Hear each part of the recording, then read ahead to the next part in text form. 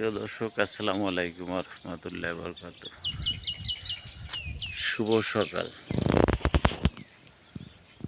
আজকের আপনারা সকলে কেমন আছেন? আমি আপনাদের দোয়ার আশীর্বাদে ভালোই আছি। রোডঘাট এককাল ঠান্ডা পরিবেশ।